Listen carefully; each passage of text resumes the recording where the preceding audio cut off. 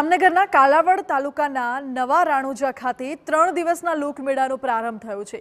જામનગરના સાંસદ પૂનમબેન માડમના હસ્તે ભાતીગળ લોકમેળાને ખુલ્લો મૂકવામાં આવ્યો છે। દર વર્ષે ભાદરવા મહિનામાં 3 દિવસ માટે લોકમેળો યોજાય છે। મેળાની સાથોસાથ અહીં લોકો દૂર દૂરથી રામદેવ પીર મહારાજના દર્શન માટે આવે છે। લોકમેળા દરમિયાન દરરોજ રાત્રે ભજન, લોક ડાયરો અને કીર્તનની રંગત જામે છે। રાણુજા ધામમાં રામદેવ પીર મહારાજનો મોટો ઉત્સવ અને એની સાથે એક પરંપરાગત લોકમેળાનું આયોજન કરવામાં આવે છે। માત્ર ગુજરાતમાંથી નહીં પણ દેશના અન્ય રાજ્યોમાંથી પણ ખૂબ મોટી સંખ્યામાં શ્રદ્ધાળુઓ આ મેળામાં ભાગ લેતા હોય છે।